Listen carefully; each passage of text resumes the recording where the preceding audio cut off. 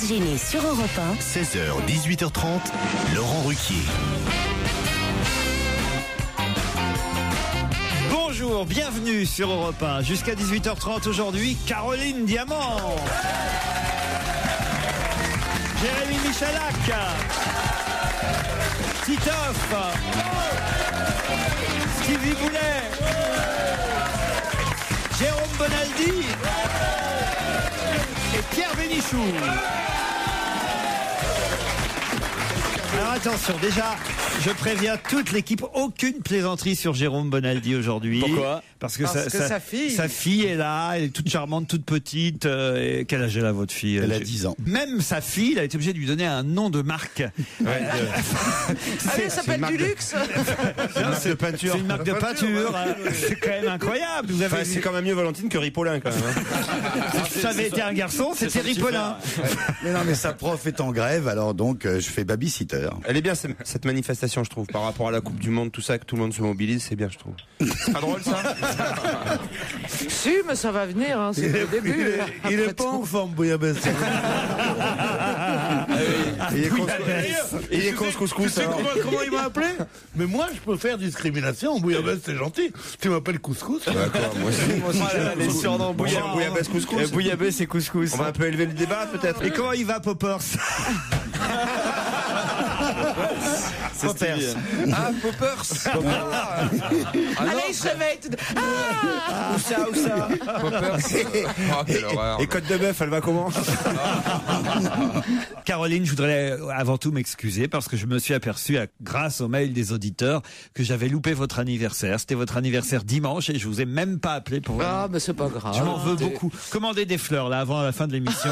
Ah non, je vous jure, vraiment, Anthony, il faut faire quelque chose. Moi, je veux bien payer une partie des fleurs. Non, mais c'est vrai. Elle a été très surprise l'autre jour quand son mari est venu avec des fleurs. Parce que c'est pas souvent qu'il vous offre des fleurs, votre mari, quand même. Si, c'est vrai. figurez-vous qu'il m'offre des fleurs souvent. Il a souvent des trucs à se faire excuser, alors. Parce qu'elle était là avec une copine, elle voit son mari arriver au loin avec des fleurs et elle a dit, il va falloir encore que j'écarte les jambes. Et sa copine lui a dit, pourquoi t'as pas de vase? Ouais. Votre mari, en fait, je sais maintenant qu'il vous offre des fleurs régulièrement parce qu'il en a sur son Bermuda. Des fleurs? Vous avez croisé mon mari en Bermuda? Est-ce que je me trompe ou est-ce qu'il a pas un Bermuda? Quand il va courir parce que je cours au Parc Monceau régulièrement. Et qui je vois l'autre? Il me semble que c'était lui. Oui, c'est lui. Un Bermuda bleu à fleurs blanches. Oui, voilà, c'est Bermuda tahitien. Il va courir au Parc Monceau avec un short à fleurs. Et tu lui as jamais mis ton petit bouquet? Ah non, mais j'ai été très surpris. Mais alors, il faut rien. Il fait que discuter avec des gens. Oh, mais c'est possible, hein. Ah, ben moi, je vous le dis. Il essaie de vendre des trucs, normal. Je veux pas dénoncer votre mari, mais moi, pendant que je cours, je fais 5 ou 6 tours, jusqu'à 10 parfois du Parc Monceau. Non, mais il fait pas de la course vraiment. Il me dit, je vais faire une espèce de discipline, qui a un nom bizarre. Ah ouais, puisqu'il y a des mecs qui sont autour, qui lui tirent les jambes, les pieds. Voilà, c'est un truc qui s'appelle, faudrait que je J'ai redemande. trouvé ça bizarre, j'ai pas osé m'arrêter. Je vous jure que c'est vrai. C'est quoi cette histoire? Il a eu peur qu'il vous tire quelque chose. Vous avez pas dit qui m'avait vu? Non. Ce que je trouve curieux, c'est ce Bermuda à fleurs, franchement. Oui, mais la Bermuda à fleurs pour prendre des rendez-vous pour sa femme. Qu'est-ce que tu crois qu'il fait au Parc Monceau? Offrez-lui un shirt Nike, je sais pas, un truc, Adidas, j'en sais rien, moi. Un pantalon, comme tout le monde, qui a besoin de se mettre en non, short. mais il aime bien ces trucs de Tahiti, ça lui rappelle. C'est curieux, c'est le seul au Parc Monceau en Bermuda à fleurs. Et ben voilà, comme ça on se rappelle de lui. Ah non, ça m'a fait un choc. Je faisais celui qui le reconnaissait pas. Ah ben je vais lui dire en tout cas s'il vous croise qu'il... Pas la peine, il entend.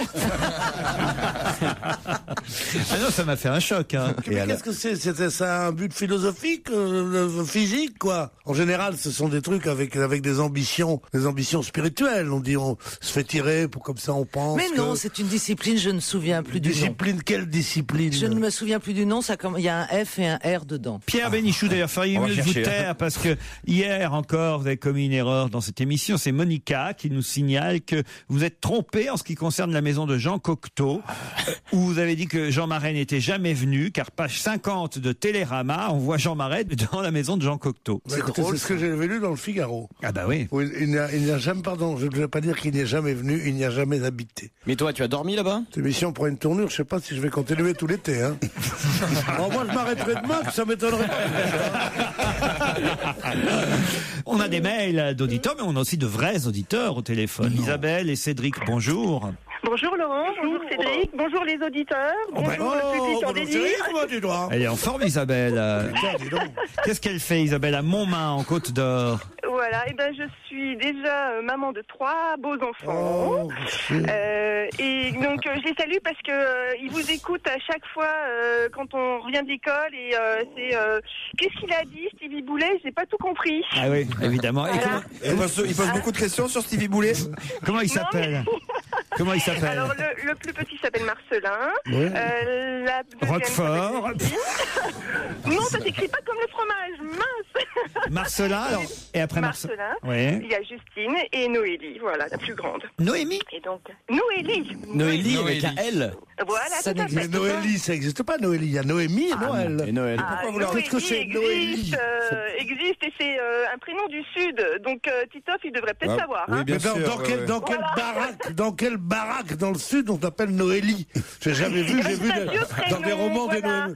Un vieux prénom de quand? Dans quelle bouse? Oui, parce que si c'est un vieux prénom et que Pierre Bénichou le connaît pas, il y a un problème quand même. Voilà, il y a un problème. Mais voilà. Noélie t'écoute, elle pleure peut-être en ce moment. Noélie, Marcelin et Justine, les enfants d'Isabelle, auront peut-être le droit de tester le vélo européen Matra, vélo électrique intelligent que Isabelle va peut-être gagner si Cédric n'est pas plus rapide. Bonjour Cédric.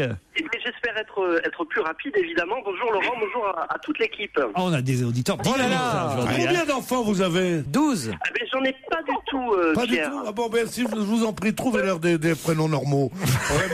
Raymond, Paulette, Josette, pas Noélie et Marcelin. Non mais sérieusement. Raymond sera peut-être pas le prénom le plus attribué cette année. Qu'est-ce que vous faites, vous, à Toulouse, Cédric? Alors, à Toulouse, je suis ingénieur commercial la semaine et goûteur de cocktail le week-end. Goûteur de cocktail. Il se peinte la gueule, quoi. Est-il drôle? Voilà, c'est exactement, c'est la façon la plus légère, j'allais dire, pour dire que le week-end est arrosé. Vous nous écoutez tous les jours, Cédric? Oui, je vous écoute tous les jours, soit en radio ou soit en podcast. Ouais. Et puis voilà, puis par rapport à l'équipe, j'allais dire, puisqu'on parlait de cocktail, le meilleur des cocktails ne peut se faire avec un seul ingrédient, donc bravo à vous tous. Merci Cédric, ils sont parfaits, Isabelle et Cédric. Voici la question qui risque qui va sûrement vous départager, et question qui vous permettra peut-être de gagner le vélo électrique élu vélo de l'année 2010, le fameux iStep Tourer 27 vitesses. Vous savez que les Bleus ont quitté l'Afrique du Sud, qui l'ignore aujourd'hui. Ils étaient basés à Knysna. J'ai jamais su vraiment prononcer le nom de l'endroit où ils étaient. Knysna, Jérôme, on doit dire. Knysna. Et on s'aperçoit, c'est François qui nous le rappelle aujourd'hui, qu'à Knysna, il y avait un musée. Les journalistes qui n'avaient pas forcément toujours grand-chose à faire, en tout cas la première semaine, ont un peu visité la ville, l'entourage de l'hôtel des Bleus. Et il y a un musée à Knysna, là où étaient basés les Bleus. Quelle est la singularité et l'originalité de ce musée? C'est un musée sur sur l'ancien président d'Afrique du Sud. Du tout. C'est un musée, évidemment, je dois dire, on aurait peut-être dû y réfléchir à 2 fois avant de choisir. C'est un musée des défaites. Un musée de la défaite. Pas un musée de la défaite, mais un musée Waterloo. Des footballs qui ont gagné, enfin des footballeurs qui ont gagné.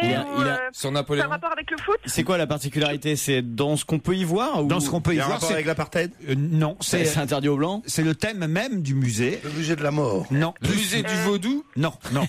Le musée de la loose? Non, mais il y aurait quoi d'ailleurs? Mais c'est presque tout ça en fait. Le musée de la poisse? Non, non, le musée de l'échec. Pas de mots comme ça.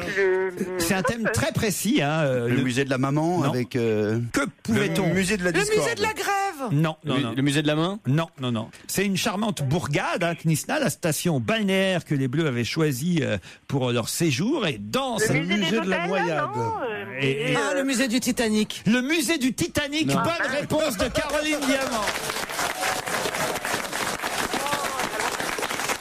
Effectivement. Qu'est-ce que c'est drôle. Qu'est-ce qu'il fout là-bas, ce musée? Je sais pas, il y a un musée du Titanic à Knysna, là où nos Bleus étaient en séjour. Faut vraiment se renseigner sur tout avant de choisir son. Et d'ailleurs, c'est comme dans le film, quoi. Tu connais déjà la fin avant de voir le film, mais il y a du suspense. Le journaliste de François qui s'appelle Jean Berthelot de la Glétais, qui fait un billet d'humeur régulier et quotidien, même sur la Coupe du Monde, explique que là-bas, donc, il y a le musée du Titanic. Si, le Titanic, le vrai, écrit-il, celui qui restera dans toutes les mémoires comme un des pires accidents de l'histoire de l'humanité. Alors d'accord, la superstition n'est pas toujours bonne conseillère, écrit-il, mais quand même, il faudra vérifier que pour l'Euro, qui aura lieu en Pologne et en Ukraine la prochaine fois, prochaine compétition à laquelle participeront normalement nos Bleus, eh bien, ils n'aillent pas se faire héberger dans une ville où il y aurait, je sais pas, l'hôtel Tchernobyl, par exemple. Ou le musée de l'aviation. Ou l'auberge rouge. C'est quand même dingue de choisir la ville où il y a le musée Titanic. C'est ça. Oh là là. Un Stevie. C'est la poisse. Arrête, c'est que ce mot. Mais pourquoi? Parce que je t'ai dit que je veux pas qu'on prononce ce mot. Ça suffit, tu fais exprès, tu l'as prononcé exactement parce que je t'avais dit de pas le faire. C'est des mots qu'il faut pas dire. Voilà, c'est tout. Alors tu vas répéter 4 fois. On n'est pas autour d'une carte avec. Je suis immunisé. On n'est pas autour d'une table avec des cartes là. Mais Pierre. oui, mais attendez, je comprends pas pourquoi. Je le prononce pas le mot, mais pourquoi ce mot-là vous gêne? Parce que ce mot, il porte la. C'est dingue comme Pierre est superstitieux. Ouais, il y a une liste de mots qu'il faut pas dire. Pierre, c'est de l'obscurantisme moyenâgeux, ça. Pardon? Mais comment votre fille elle vous comprend quand vous parlez, vous? Non, mais tu veux faire le malin, parler pour ta fille, là, ou quoi? L'obscurantisme moyenâgeux. Non, mais pourquoi tu déranges les grands mots comme ça? Moi, je préfère encore un mec qui a des shorts bleus à fleurs, hein, honnêtement. Ah non, bah si. C'est pourquoi j'aime pas les shorts bleus à fleurs, parce que ça porte la pointe. Il l'a dit. C'est perdu, Isabelle et Cédric. On se retrouve après la pub. 16h16 sur Europe 1 et on continue à s'intéresser à l'actualité du ballon rond. Tout ça grâce à Laurent Ruquier et à ses chroniqueurs. Bon, encore un mot sur le football avec une question à laquelle vous allez répondre très facilement parce que ce titre ne peut vous avoir échappé. C'est le titre du Wall Street Journal à propos de notre défaite en Coupe du Monde. Ah, vous le connaissez? Ben, je me suis dit, le Wall Street Journal a trouvé le meilleur titre, même si je m'en souviens plus. Ah bah alors bravo. C'est pas au revoir? Non. En français dans le texte? Non, alors vous avez en Italie le titre d'Il Messaggero qui est la France repart plus qu'humiliée. Bon, ça c'est assez classique. La pire équipe nationale de tous les temps, ça c'est dans The Times en Angleterre. Ah non, oui, ça y est, je me souviens. Allez-y. Même les Français n'aiment pas les Français. Même les Français détestent les Français. Bonne réponse de Caroline Diamant. Je me suis dit que c'était un bon titre. Je trouvais le plus beau était dans la presse régionale, je ne sais plus quel titre, Ciao Pantin, Pantin avec un S. C'était un très très joli titre. Il y a celui des Irlandais aussi, hein, qui ont des raisons de nous en vouloir, il faut le dire, les Irlandais. Eux, ils ont titré Le dernier acte des Misérables. C'est quand même assez affreux. Domenech est mort, vive Blanc. Bon, ça c'est en Espagne, c'est plein d'espoir. Humilié, vilipendé, ça c'est en Norvège. La honte totale, c'est dans le New York Times. Et puis alors, les Allemands devaient savoir qu'on avait un musée tout près, musée Titanic, tout près de notre hôtel, puisque eux, les Allemands, dans Süddeutsche Zeitung, ont titré Naufrage du Titanic, aucun survivant. Bon, voilà pour... Non, c'est honteux. Moi, je dis vive la France. Ah oui? Ah oui, parce que c'est honteux quand même de vilipender un pays comme ça qui a quand même fait marrer. Il a fait quand même des Bonaldi, des gens comme ça. donc on peut pas jeter Bonaldi avec l'eau des Bleus, tu comprends? C'est pas possible. Non, et Thierry Henry, donc, qui a demandé à rencontrer le président de la République, qu'est-ce qu'ils vont se dire? Déjà dans les années 60, Jeux Olympiques, la France ne gagne aucune médaille. Charles de Gaulle est président de la République. Et il décide de reprendre en main les choses. Il y a un dessin de Faisan à l'école Figaro. Dans ce pays, si je fais pas tout moi-même. Voilà. C'était le... on voit de Gaulle en survêt qui dit je suis obligé de faire tout moi-même. Mme Bachelot et Mme Madame Bachelot, elle bat les records. Ah oui? Ses propres records. Quand elle à l'Assemblée, vous n'avez pas vu hier à l'Assemblée, dans les extraits qu'on a vus à la télévision, elle est là, elle pleure, tout ça est ridicule. Ramayad, sa cote remonte, hein, vous avez vu, ça y est, elle a fait un journal de 20 heures hier alors qu'elle était interdite de studio et de télé depuis quelques jours. Là, ça y est, il paraît que la cote de Ramayad est remontée, que le président de la République a trouvé que la réaction de Ramayad était meilleure que celle de Roselyne Bachelot. De toute façon, vraiment, je suis sûr que quand les Allemands sont rentrés à Paris il y a exactement 70 ans, il n'y a pas eu une telle détresse qu'il y a parce que ces 11 zozos ont perdu 1-0, 2-1, de machin. Qu'est-ce que ça veut dire?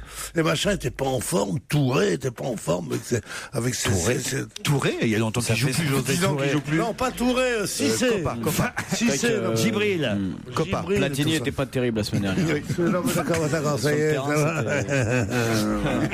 Ça fait rire en Pologne, ça, Nicolas? Justement, on devrait faire rejouer Raymond Coppa, peut-être. Je l'ai vu l'autre soir, Coppa. C'est pas vrai. J'étais dans un restaurant avec des amis et on a aperçu Coppa au bout. Et on a dit, quand il passe, on se lève et on l'applaudit. Ah, vous éclatez, hein. Pardon, vous avez quoi?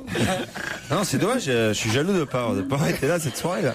C'est souvent comme tu m'invites souvent, tout ça. C'est vrai. On fait jamais les cons comme ça quand je suis là. C'est vrai, vous vous amusez bien, Pierre. Hein. Pierre, ce qui me plaît, c'est les gens qui voient au restaurant. Vous vous souvenez, qu'est-ce qu'il nous avait raconté ici une fois? Il y avait des gens à une table importante dans le même restaurant. C'était pas Elisabeth Taylor? Ah oui, Elisabeth Taylor. Non, et Richard Burton qui avait bu 2 bouteilles de gin alors qu'on avait déjà fini de déjeuner, ils n'avaient pas encore commandé leur hors d'œuvre. Et les gonzesses qu'il a emmenées à Versailles en leur faisant croire que c'était Deauville. Ah ouais. Quelle histoire. Non, ça c'est très drôle quand même. T'as raison, Lounet. Non mais là on est nuls parce que du coup on n'a pas l'histoire là, de Raymond Kopa. Oui, pardon. Non, c'est vrai que je suis plus très drôle, mais quand même c'est pas bien de m'avoir fait croire que c'était la dernière et que vous arrêtiez aussi alors que vous continuez tout l'été. C'est assez délicat quand même. Hein, non, mais je suis le seul viré. Alors la fin de l'anecdote avec Raymond Kopa, Pierre. Non, alors on était une bande de copains. Ouais. Alors là vous êtes dans le restaurant. Non, nous on veut tous les détails. Et tu sais qu'est-ce qu'on se dit? Quand Kopa il passe, on se lève, on l'applaudit. Ouais. Hein? Et alors, vous l'avez fait?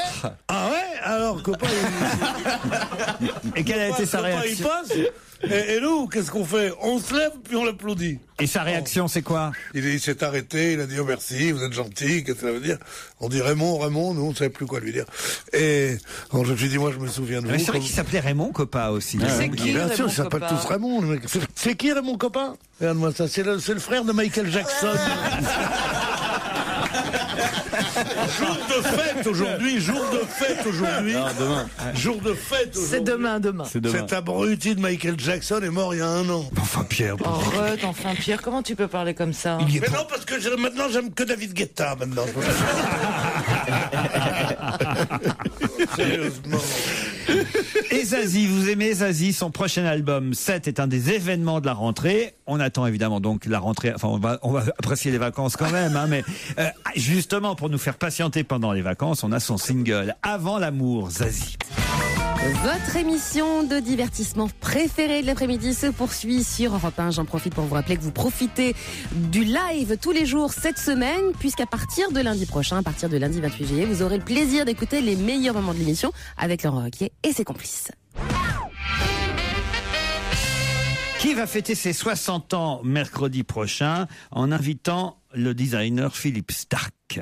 Le musée Grévin? Non. Un autre designer? C'est vrai que Philippe Starck est rentré au musée de Grévin. Vous connaissez toute l'info, Jérémy Michalak, on ne peut rien vous cacher. Oui. Mais il ne s'agit pas là du musée Grévin, parce que je crois que le Grévin a plus de 60 ans.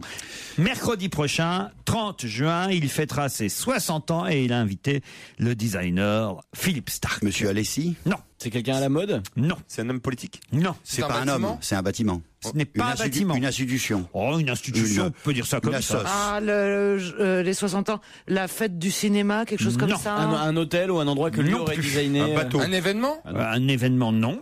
Un bâtiment? Non. Qui fête ses 60 ans mercredi prochain? Et Philippe Starck. C'est les œuvres de Philippe Starck ou Philippe Starck? On sera l'invité. C'est pas Mickey? C'est un personnage, ouais. Non. C'est une entité. Il rentre dans une sorte d'annuaire, quoi.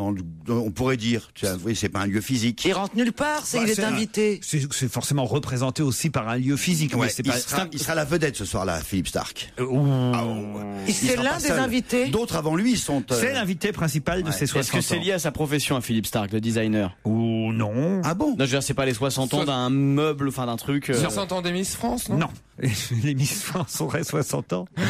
Non, on n'est pas la 60e édition. C'est 60 ans. Pourvu qu'elle dépenserait. Ça se passera. Excusez-moi une question. Des chiffres et des lettres sur France 2. Si je puis dire un mot. Oui, monsieur. Je ne sais pas. On t'en prie. Non, mais peut-être que je suis contraint en mutisme ou quelque chose. Alors ça se passe à Paris. Oui, c'est français. Voilà, très bien, c'est français et parisien, c'est vrai. Ça suffit. Alors, mais français plus que parisien. C'est français. La Tour Eiffel. Non. L'Académie des Beaux-Arts. La Tour Eiffel, monsieur Titoff, sait très bien qu'elle a fêté déjà son centenaire, la Tour Eiffel. Une danse? Ah, ça fait 60 ans. C'est un truc à la con. Il porte souvent des kilts. Si Philippe Starck est l'invité d'honneur, c'est un truc à la con. Pas du tout, et vous auriez été fier d'être invité pour ce 60e anniversaire, Pierre Bénichou, j'en suis sûr. Une chanson, les 60 ans d'une chanson? Pas une chanson. Mais un livre? Pas un livre. Mais c'est comme ça, c'est quelque chose de... de la BD ou... Non. Non, mais... Poésie? Non. D'une chanson. Un wouzou? Non. Une chanson. D'un écrit? Comment ça, d'un écrit? Les 60 ans d'un journal. Voilà. La création d'un journal. Alors, espèce de nouille, réveille-toi, c'est ton pas métier. le journal de Mickey. Non. Non. C'est pas du Nouvel Obs, pas de l'Express. Non, parce que alors, si vraiment c'était les 60 ans du Nouvel Obs et que Pierre n'avait pas répondu depuis, alors là, vous vous imaginez un peu la honte. Alors, et il ne le saurait pas, et il l'aurait pas invité. Beaux-Arts Magazine. En 60 ans de l'humanité. Beaux-Arts Magazine. C'est pas Libération. Non. C'est un quotidien? AD? C'est un quotidien? C'est pas un quotidien. Architectural Design. Pas un mensuel. Lui, Playboy. Un hebdo? Un hebdomadaire. Le Paris Match. Un hebdomadaire. Ouais. Paris Match, non? VSD? Non. L'événement du jeudi, pas 60 ans. L'usine nouvelle. Ça n'existe plus, l'événement Ah bah du oui. jeudi. Oh bah très Qu'est-ce que bien. vous avez dit, Bonaldi? L'usine nouvelle. L'usine nouvelle. Bien sûr, Sécateur Magazine. Plastique moderne et élastomère. Très chasse? Chasse et pêche? Rustica. C'est le journal Elle. Non France plus. Football? L'équipe? Marie-France. Non. Marie-Claire. Non. Voici, c'est un journal People. Cosmopolitan. Non, pas People du tout, même. GTI Magazine. Un journal Le féminin. Monde. Les temps modernes. Le Monde, c'est un hebdomadaire. C'est un féminin. C'est Bah l'année oui. prochaine, ça passe hebdo. Est-ce que c'est féminin? Non, Est-ce que c'est masculin? c'est pour toute la famille. C'est pour Eh ben c'est le Télé 7 jours. Pas Télé 7 jours. Télérama. Téléstar. Télérama fête ses 60 ans mercredi prochain. Bonne réponse, Jérôme Bonaldi. On n'a pas été bon, hein. Vivement les vacances. On en a rien à foutre. En 60 ans, je l'ai pas lu une fois, je crois. On en a rien à On foutre. peut pas dire ça, c'est une institution quand même, Télérama. Oui, mais C'est vrai. pourquoi Stark Eh ben, Stark va designer le Télérama spécial 60e anniversaire. Voilà, C'est impossible. la pagination sera étendue à 246 pages pour ce numéro spécial et on y présentera la culture de demain. Eh Voilà. bien, c'est impossible. Comment mon ça, cher. c'est impossible? C'est impossible que qu'il y ait un journal de télévision. Moi, j'ai travaillé dans le premier journal de télévision qui s'appelait TV Ciné Actualité et qui c'était en 1957 ou quelque chose comme ça. La télé Il y avait n'existait même pas. Il n'y avait pas de télévision C'était un en, précurseur. en 1950. Peut-être que Télérama existait. Je suis sûr que c'est une erreur Mais du puisque journal. c'est un... Enquête, investigation, reportage, Télérama filature. fête ses 60 ans, je l'invente pas, c'est un titre là dans la presse aujourd'hui. Ah oui, mais c'est cool. Mais en même temps, c'est vrai que vous me foutez le doute parce que Mais c'est vrai. 2010. En 1950, qui allait investir dans un journal de télévision? Il y avait 300 postes. On est en train de faire les recherches. Oscilloscope Rama. Peut-être que je vais finir la saison 1 heure plus tôt que les autres. Une nouvelle affaire Anelka. Oui, va te faire fils de... Voilà, on nous apporte les précisions concernant Télérama. Il n'y a pas de raison. Si c'est écrit, c'est écrit. Télérama, il est, merci Laurette, il y a 60 ans. Voilà, une aventure éditoriale. Télérama est né en 1950 sous la forme d'un supplément de la vie catholique illustrée. Voilà, Pierre Bénichou. Et on donnait des programmes de télévision en Il 1950. était vendu à la sortie de la messe et publié jusqu'au milieu des années 70. Rapidement, il a adopté son nom de Télérama, qui est la... Ah, donc il l'avait pas au départ. Rapidement, il a accepté son qu'il nom l'avait de pas au Télérama. départ. Donc, il ne s'appelait pas Télérama en 1950. C'était un supplément à l'intérieur de la vie. Bah, alors, pourquoi- mais il ne s'appelait pas Alors, Télérama. s'il s'appelait pas Télérama, tu dis pas que C'est ça un fête ses supplément 60 qui ans. s'appelle Télérama. Le nouveau magazine, ça a d'abord appelé Radio Cinéma. Puis Cinérama. Voilà. Cinérama. Voilà. Et c'est ensuite le 2 octobre 1960 que le numéro 559 de ce qui était devenu Radio Cinéma Télévision, puis Télévision Radio Cinéma, a changé de nom en Télérama. Télérama étant... C'est tout ce que j'avais à dire. Bonne réponse de Pierre Bénichou. Et qu'est-ce qui se cache derrière les syllabes de Télérama? Télévision, attendez, télévision... Télévision, radio, magazine. Radio, cinéma. Télévision, radio, cinéma, Télérama. Voilà. Et voilà, et c'est pas parce que ça s'appelait pas Télérama, ça fait quand même 60 ans qu'ils existent, vous voyez, Pierre. Pierre s'en va. Pierre s'en va. Pierre est parti. Méfiez-vous, il est en train de parler à votre fille. Oui, il m'inquiète. Et ça l'a fait marrer, votre fille. Remarquez, ça doit lui faire drôle de visiter Jurassic Park comme ça aujourd'hui. En tout cas, bon anniversaire à Télérama. Retour au studio Merlin d'Europe 1 pour On va gêner avec Laurent Ruquier à ses côtés en ce jeudi 24 juin. Pierre Bénichou, Jérôme Bonaldi, Caroline Diamant, Stevie, Jérémy Michalak et Titoff. Pour quelle raison la société Marty Sport, basée dans le Maine-et-Loire, est-elle peut-être la plus grande gagnante française de cette Coupe du Monde de football? Marty Sport. Oui. Elle doit fabriquer quelque chose pour un opposant à l'équipe de France ou Pas pour un opposant, pour un à autre l'équipe de concurrent. France. Non, pas pour un autre concurrent, mais en tout cas quelque chose lié effectivement à Alors ce quelque mondial. chose qui est lié à la défaite et qu'on aura envie d'acheter en cas de défaite. Enfin, c'est lié à la défaite, c'est lié à la défaite, c'est lié aux victoires, c'est lié à tout. Alors elle fabrique des vuvuzela. Non, on l'a déjà eu la semaine dernière. Ah, non, les boules qui est non, elle fabrique Du pas des maquillage bleu, vuvuzela. blanc, rouge. Non. C'est eux qui qui organisent tout le catering pour les. Non. C'est eux qui gèrent les stades après. Non. Ils fabriquent quelque chose. Ils fabriquent quelque chose. Qui vendent en France. Chez Marty Sport, qui vendent en France, oui. Et ils en ont vendu en Afrique du Sud. Et en Afrique du Sud. Mais en Afrique du Sud aussi, voilà. Mais c'est pas un truc Des drapeaux typiquement français. Il y a Ils en rien de ont- français qui se vend. Ils en ont même vendu, je peux vous dire, 60. C'est pour. Mais c'est quoi la question Alors ça comme doit question coûter cher si c'est positif. Oui, parce que sinon. Parce que sinon 60. Oui, monsieur c'est pas un Bénichou. gros C'est quoi la score. question comme question? J'étais absenté. Mais alors, pourquoi vous étiez parti aussi? Ah, je suis parti pour des raisons urinaires. Mon Dieu. C'est plus distingué que de dire je suis allé pisser. Les gens qui croient faire distinguer en disant je suis parti pour raisons urinaires. C'est pas encore prostatique. Non. Dans ta gueule. Excuse-moi, Valentine. On aura au téléphone dans Attendez, un instant. 60. Ça coûte combien si vous nous dites Donc, le ça fait- prix? Le directeur général de la société Marty Sport, monsieur Stéphane Martinez. Il a vendu des buts. Les buts, exactement, les 30 paires de buts des 10 stades sud-africains sont français. Bonne réponse de Jérôme Benaï. Ils étaient pas aimantés, visiblement. Non, mais c'est la première paire de buts, c'est Zaya et sa sœur. Bonjour monsieur Martinez. Oui, bonjour. Bravo d'abord, j'ignorais ça, c'est dans Le Monde que j'ai trouvé cette information concernant les 30 paires de buts des 10 stades sud-africains, 3 chacun. C'est-à-dire que je comprends pas pourquoi il faut 3 buts par stade. Ah bah, en réalité, vous avez une paire qui sert à la compétition, Oui. une paire d'avance au cas où il y aurait un petit souci, Oui. et vous avez aussi une paire d'entraînement lorsque les équipes viennent prendre possession du terrain la veille. Comment vous avez réussi à vendre tous ces buts à l'Afrique du Sud? Parce que j'imagine que vous n'êtes pas la seule société qui fabrique des buts. Non, on est très très nombreux dans le monde, même en France. C'est un peu par piston, par piston. la shortlist des sociétés capables de le faire. On était déjà présent en 2008 sur la finale Ligue des Champions sur Moscou. On a pas mal de clubs en Ligue 1. On était en présence sur quelques stades en 98 aussi en France. Ça Donc coûte voilà, combien si je veux en offrir à mes collègues chroniqueurs une belle paire de buts? Une belle paire de buts.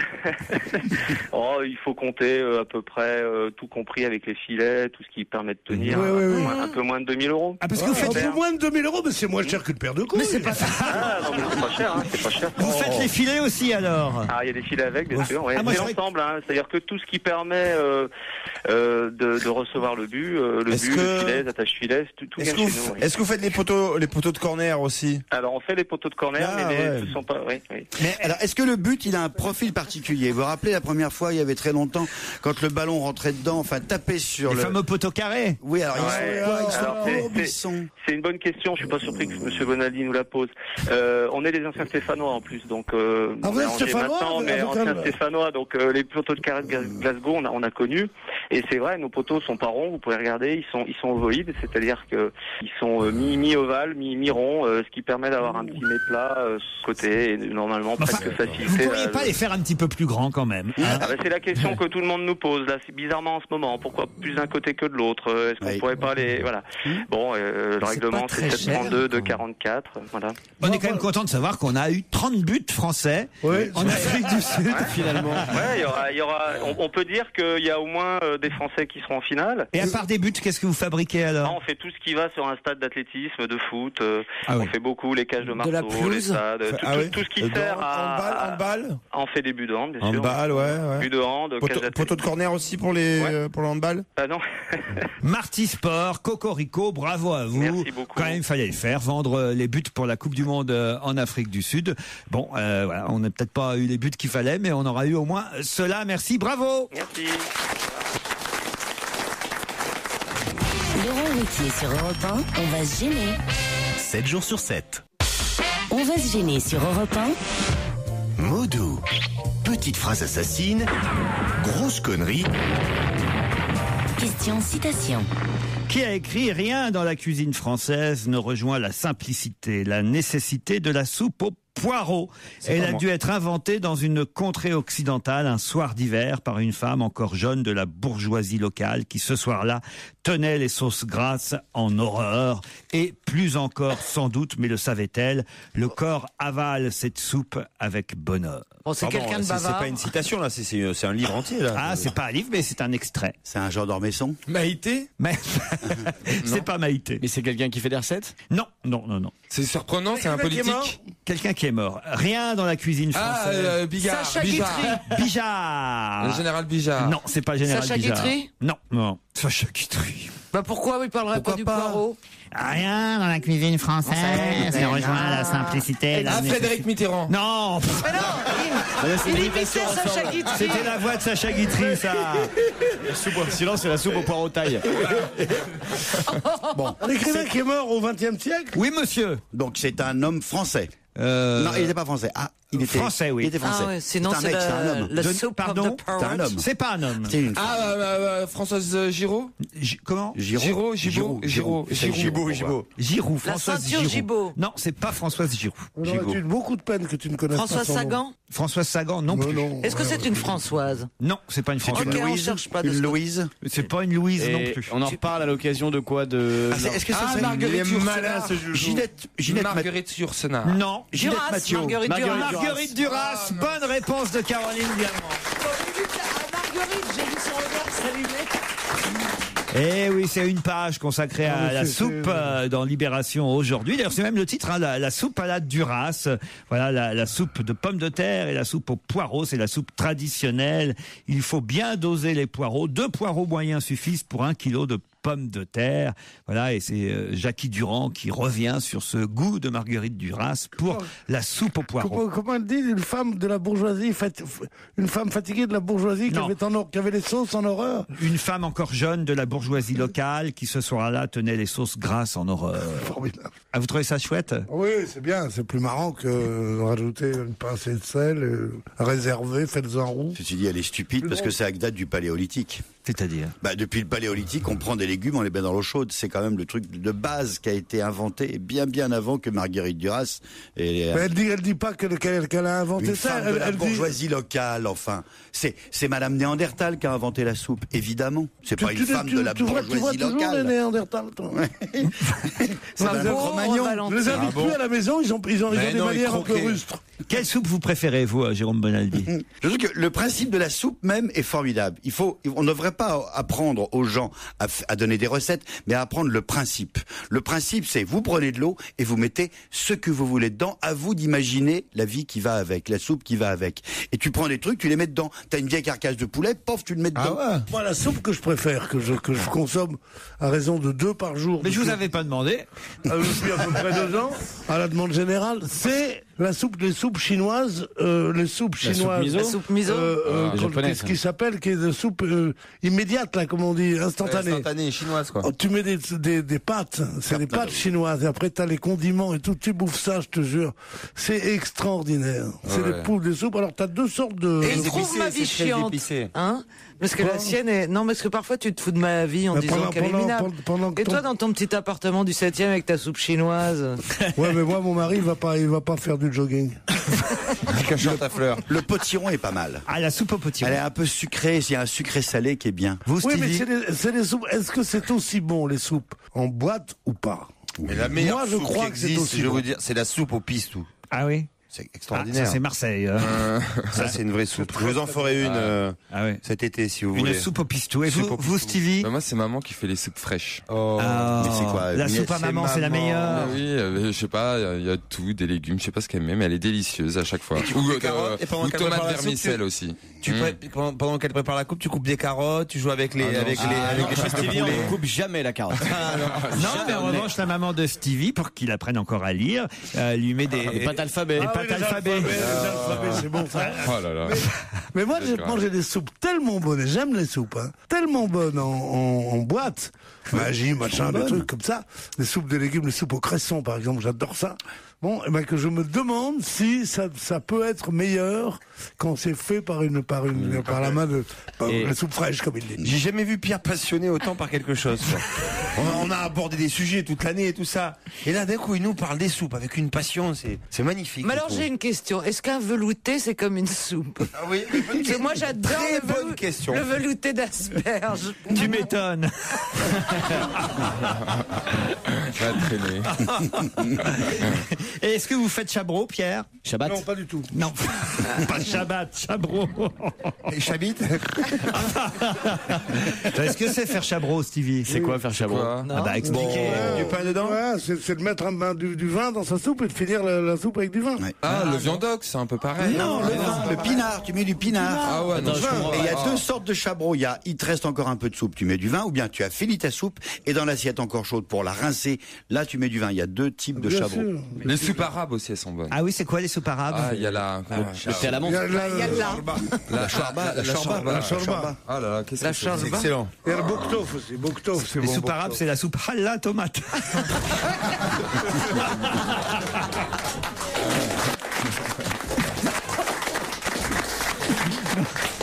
Non, le meilleur soupe, c'est le bouktof. Ah oui. Bouktof, c'est... Ah non, mais tu quittes jamais le premier degré, toi. Rien que je pense au bouktof, voilà, je pleure. Tu as compris? Et minestrone. C'est une sorte parce qu'il y a des morceaux, il y a des morceaux dedans, c'est bien, et on croque, c'est bien. Et puisque ça y est, l'été revient, les gazpacho, évidemment.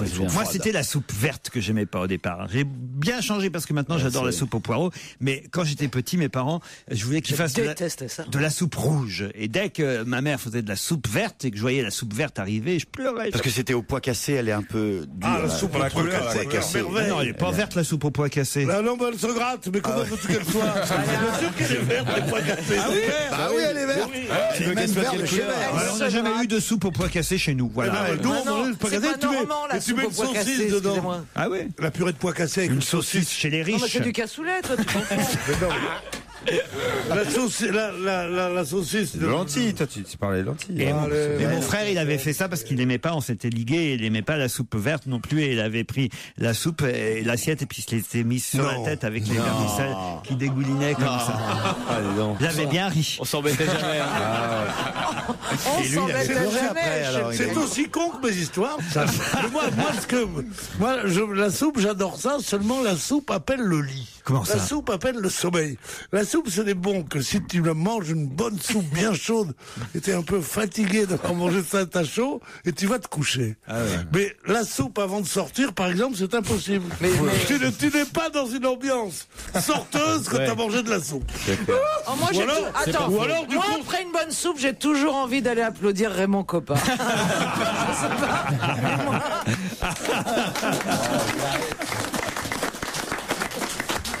Le consommé, c'est bien aussi. Vous nous avez pas dit, vous, Joujou, alors, votre soupe préférée? J'ai jamais mangé de soupe, moi. Ah ouais? Ça se voit, normalement.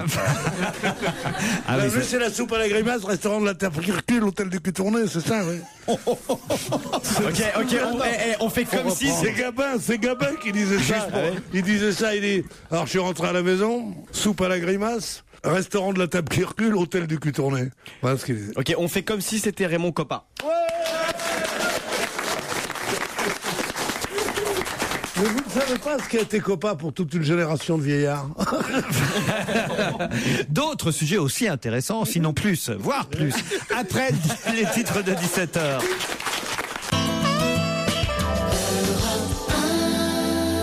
Laurent Ruquier sur Europe 1. On va se gêner. C'est la deuxième heure d'On va se gêner, toujours avec Caroline Diamant. Papa Bonaldi est là.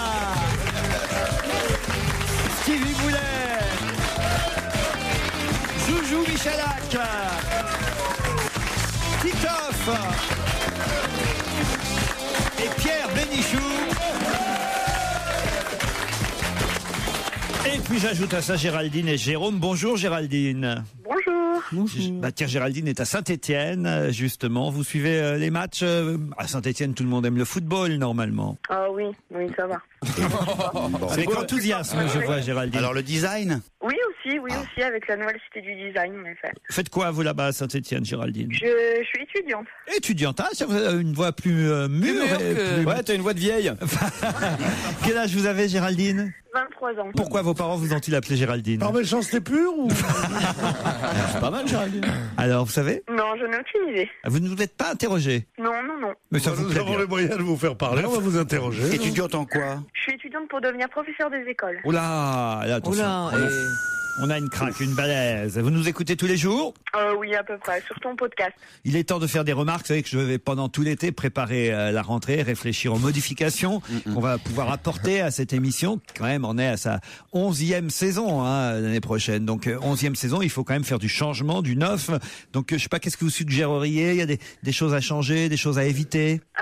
Moi, j'irais un peu plus de Stevie quand même, parce qu'il est bien marrant. Un peu plus de Stevie. Avant le succès, c'est bon, ça, le dernier jour. Vous croyez qu'elle allait dire, la seule façon on fait du neuf avec du vieux? Vous voyez, t'aurais été gentil pour moi. Le succès de ce Stevie, on mésestime, on sous-estime le succès de Stevie. Pas moi. Ah non? J'ai toujours dit que c'était la seule vedette de l'émission. On s'en va du côté de l'Auvergne. Bonjour Jérôme. Allô? C'est bon, vous m'entendez? Oui, on vous entend, Jérôme. Oui, excusez-moi, j'avais l'oreillette sur le... Jérôme est dans la police.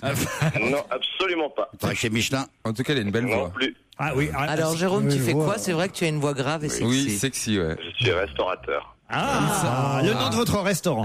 Le nom de ta soupe. Ça parle de nourriture depuis tout à l'heure, alors donc je suis arrivé au bon moment apparemment. Et oui, alors c'est quoi le resto? Le restaurant s'appelle le restaurant Le 24. C'est parce que vous êtes au 24 rue quelque chose? C'est souvent. Non, absolument pas. Non, c'est un restaurant qui est au Morel. Voilà, c'est quand on a mis 24 mois à monter ce restaurant, c'était un peu compliqué. Et on y sert quoi au 24? C'est une brasserie un peu haut de gamme, quoi. Donc brasserie haut de gamme. Ouais. Quand même. On fait des Saint-Jacques poêlés aux carottes cumin et chorizo, par exemple. La semaine dernière, on est passé dans une autre émission de radio locale. On a fait une Girolles. Excusez-nous, mais nous, on est une radio nationale. Justement, c'est pour ça. On n'est pas une autre radio locale. Et en dessert, vous proposez quoi en dessert? En dessert, ce temps-ci, on a une tarte tatin pomme banane avec une glace caramel beurre salé revisitée. C'est trop sophistiqué. C'est pas mal, quand même. Ça veut dire que quand tu arrives dans les restaurants, tu as envie de manger un truc, tous les plats, ils sont super compliqués. Non. En hors d'œuvre. Le moelleux au chocolat est simple avec une glace vanille et un peu de caramel dessus. Vous avez tartare frites, vous avez ou pas? Non, désolé. En hors d'œuvre, vous proposez quoi en hors d'œuvre? En hors d'œuvre, là, on fait du filet de bœuf au morille ou au rossini. On a du bar hors d'œuvre. Ça va être trop si je prends hors d'œuvre un filet de bœuf rossini. Mais sinon, les hors d'œuvre. Pierre, on a plus léger. On a le filet de bar rôti avec un petit beurre fond de Lambert et un petit risotto maison. Mais en hors d'œuvre. hors d'œuvre, on a des chips. Qu'est-ce que vous voulez? C'est-à-dire une entrée? Oui, c'est ça, une entrée. Voilà. Oui, une entrée, oui. Bon, oui, je comprends pourquoi vous avez mis 24 mois. Les restaurants, regardez à quel point l'appauvrissement linguistique, quoi. Un restaurateur, c'est plus ce que ça veut dire hors d'œuvre, il faut lui dire entrée. Quelle poisse. Mais alors qu'une entrée. Oui, parce qu'en hors d'œuvre, on disait ça en 1930, quoi. Maintenant, pas du tout. Il y a le hors d'œuvre qui est une chose. Il y a la muse-bouche. Il y a la muse-bouche, le hors d'œuvre, et l'entrée. L'entrée, c'est le deuxième plat, genre une quenelle ou un truc comme ça, avant le plat de résistance. Alors, qu'est-ce que vous avez en entrée? Donc, nous, en entrée, parce que voilà, en entrée, ces temps-ci, on fait donc les Saint-Jacques que je vous ai dit, servi sur une petite salade tout à l'heure. Il y a le foie gras. Vous énervez pas, monsieur, ça va, on n'a pas choisi ce qu'on voulait pas, on n'a pas choisi. Il y a la petite terrine de foie gras aussi, au balsamique et séchant. Ah, pas mal. Qui va bien. Il y a des clients qui sont longs à choisir. C'est chiant, ça, les clients longs à choisir. Et en antipasti, vous avez quoi en antipasti? C'est comme hors d'œuvre. Et est-ce que vous avez eu comme client le critique gastronomique local, Éric Roux? Oui, bien sûr. Ah ouais. Est-ce que le président de la République est venu? Non, lui est jamais venu. Qu'est-ce qu'il imite bien, Giscard? Oh là là! Est-ce que vous avez déjà eu Bourvil comme client? Non. Il est trop jamais. Ah, pourtant. Il n'est pas assez ouvert depuis si longtemps. Attends, vous voulez dire que Zidane n'est jamais venu? Non plus. Il vous a jamais dit bonjour? Ça va nous faire rire combien de temps? Est-ce que Anémone, la comédienne Anémone est venue? Non, j'ai vu qu'elle était passée il y a peu de temps, là, clairement. C'est pour ça que je... non, parce que j'aime beaucoup votre restaurant. Non, vraiment, faut pas exagérer. Qu'est-ce qu'il le fait bien? Et puisqu'il fait ses imitations, les feuilles mortes se ramassent à la pelle. Si chacun fait tout ce qu'il sait faire, moi, mon public, c'est mon talent de chanteur. Il est temps d'offrir un vélo électrique intelligent ou à Géraldine ou à Jérôme. Attention, vous aurez le droit à une autonomie de 100 km avec ce vélo électrique baptisé Hello Kitty. Baptisé et surtout grand gagnant du concours vélo de l'année 2010. Step Tourer 27 vitesses. C'est le vélo Matra. Voilà, assemblé en France par Matra. Pas possible. Romorantin, monsieur. Avec une batterie amovible qui se charge sur une prise secteur. Mais dites-moi, grâce à ce vélo, on peut aller à bicyclette. Ah non, on y va à bicyclette. Au secours. Dis-moi, je ne suis pas coureur, moi je suis balayeur. Je fais la cour aussi. Bon, Géraldine, Jérôme, on déconne, là, on s'amuse, mais il est temps de poser la question. Oui, de jouer, quoi. Je vous emmène à Chantonnay, en Vendée. Qui va être particulièrement applaudi et suivi aujourd'hui à Chantonnay, en Vendée? Chantonnay en Vendée. Philippe Devilliers. Je vais vous dire qui c'est. Ça fait 5, 4... 3, c'est une chanteuse 2, non, 1, un joueur de foot, 0. C'est un joueur de tennis qui n'a pas terminé son match hier soir. Pas du tout. C'est pas ça? Non. Ah, j'aurais aimé que ça soit ça. C'est un homme politique? Un homme d'abord? Un homme? C'est pas un homme. Une femme? Une femme. C'est la chanteuse Juliette? Pourquoi? Pourquoi pas? Pour l'usine Peugeot, là, où je sais pas Rien à voir. Rien à voir. Peugeot, c'est pas en Vendée, hein, dites donc. C'est pour ça m'étonnait, ouais. Une navigatrice? Du tout. Une sportive? Une sportive. C'est Serena Williams? Non plus. Française? Française, monsieur. Tennisman. C'est pour un vide-grenier? Non, un vide-grenier? Pourquoi un vide-grenier? Parce qu'il y a un vide-grenier qui se fait à Chantonnay. Voilà, il est tombé sur Google, il a vu vide-grenier à Chantonnay. Oui, normal. C'est une sportive qui fait des vides-greniers, quoi. Ok, c'est une Elle monte, nageuse. elle va, on la chronomètre. On va pas tarder à la trouver dans un vide-grenier en même temps. Ah, c'est la cycliste. Jeannie Longo. Jeannie Longo, bonne réponse collective.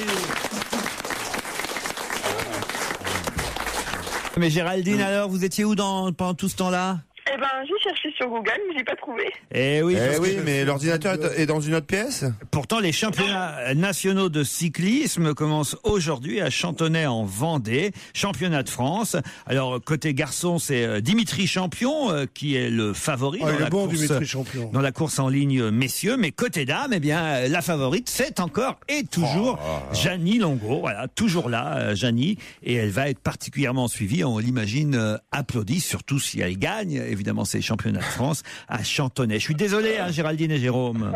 C'est bien grave, hein. Bon, vous nous écouterez encore pendant les vacances quand même? Non. Oui. Non. Alors, Géraldine dit non. Enfin, perdre le vélo face à Jeannie Longo, c'est un peu con. Ah bah oui, ça c'est con. Hein. Ouais. Et vous, Jérôme, vous aviez des remarques à faire à propos de l'émission, des changements que je dois opérer d'ici à la rentrée? Gardez Pierre Bénichou surtout, hein. Ah oui. Faut garder Pierre. Moi, je peux te donner un conseil. T'as Google, hein? Ouais. Regarde hors d'œuvre. C'est mieux. Allez, on vous embrasse tous les deux. L'humour est le propre de l'homme, disait Rabelais. On vous le prouve tous les après-midi sur Europe 1. Tout ça grâce à la magie, tout ça grâce au talent de Laurent Ruquier et de ses complices, bien entendu. Pour quelle raison reparle-t-on aujourd'hui dans les journaux de Jasmine Grasse-Rotolo et Alexandre Coste? Attendez, vous pouvez répéter la question? Bien sûr, monsieur Bénichou. Ouais. Pour quelle raison reparle-t-on aujourd'hui dans la presse de Jasmine Grasse-Rotolo et d'Alexandre Coste? Qui c'était? Est-ce que Alexandre Coste, c'est un des frères Coste qui a plein de restaurants dans Paris? Du tout. Jasmine, c'est un garçon? Non, c'est une fille. Ils sont ensemble, ils sont mariés? Du tout. Ils sont des aviateurs? Mais ils ont un lien. Ils se Ils sont connaissent? des aviateurs? Elles sont pas des aviateurs. Oui, Coste et Bellonte. Oui, je pense que Coste et Bellonte, c'est ça, ouais. Non, c'est des talismans tous les deux? Non. Ils se connaissent? Non. Ah, ils se connaissent. Je sais pas s'ils se connaissent, mais en même temps, ils devraient. Ils sont mis à l'honneur pour quelque chose? À l'honneur, c'est pas le mot. Ils ont battu Hardcore à l'époque? Non. Ah, c'est plutôt pour quelque chose de mal. Oh non, ils n'ont rien fait de mal, eux, hein. Ils n'ont pas été en tôle? Non. Non, pourquoi Ils ont été élus? Élus, non. Ils ont un rapport avec l'affaire Bettencourt? Non. Des victimes, on peut dire que ce sont des victimes? On peut pas dire des victimes. En même temps, c'est vrai que c'est pas, leur situation n'est pas des plus, on va dire, des plus favorables. C'est lié à un procès? Non. On est dans le sport, là? Il y a peut-être eu procès autour d'eux quand même, hein. Mais on en reparle, On en reparle aujourd'hui. Ils étaient français, les deux? Et la dernière fois qu'on en a parlé, c'était il y a... Ah, ben, il y a un petit moment. C'est une maladie qu'ils ont eue. Oui. Ah oui. Pas du tout. La maladie de la soupe vénéneuse. Non, attendez, est-ce qu'ils ont... Jasmine Grasse Rotolo et Alexandre Coste. Est-ce qu'ils sont français tous les deux? Alors elle est américaine Et lui lui est français, français. Je peux pas vous en dire beaucoup plus. Ah d'accord. Il est dans un des pays qui jouxte la France, genre la Belgique? Non, lui doit être français. Je sais pas vraiment leur nationalité. Elle, je suis sûr qu'elle est américaine. C'est lui, des vrais Alexandre, c'est des vrais gens. C'est pas des personnages dans un film? Non, ce sont des vrais gens. Elle a 18 ans, Jasmine Grasse Rotolo. Et déjà, elle fait ça. Et Alexandre Coste, il a 6 ans. Ah, c'est les premiers bébés nés par... Éprouvette in vitro. Du tout. Amandine est bien plus âgée que ça. Amandine, elle a fêté ses 30 ans. Et puis il y aurait 12 ans d'écart entre les deux. Attendez. Ce sont les enfants de gens qui ont fait quelque chose? Ça, ce sont les fils d'hommes célèbres. Ce sont les gens d'hommes... voilà. Ok, est-ce que les parents sont enfermés dans la fameuse navette qui va rester au sol? Il y a peu de temps, il y a un mec qui faisait de la communication qui a fait les fils d'hommes célèbres, il leur a mis des cravates, ils ont fait la photo. C'est pas ça. Alors, il faut chercher ce qu'ont fait les parents. Est-ce qu'ils sont frères et sœurs? Ils sont demi-frères ou demi-frères et demi-sœurs. Demi-frères et demi-sœurs. Ils ont le même père. Et ils ont le même père qui est Michael Jackson. Non. Le prince Albert. Le prince Albert de Monaco. Bonne réponse.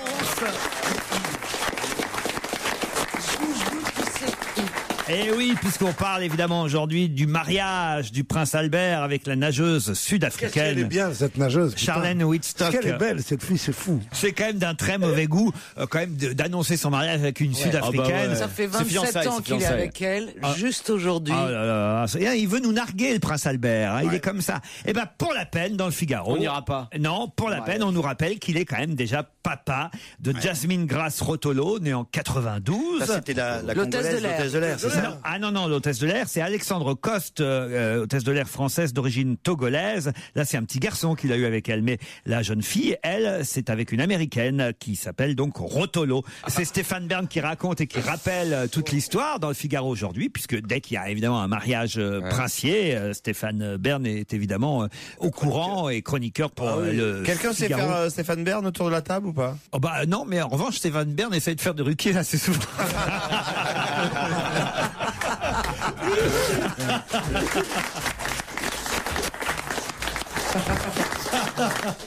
Nous vivons des moments pénibles. Depuis combien de temps ils étaient ensemble? Comment ça? Charlène et Dino. Ah ben ça fait un petit...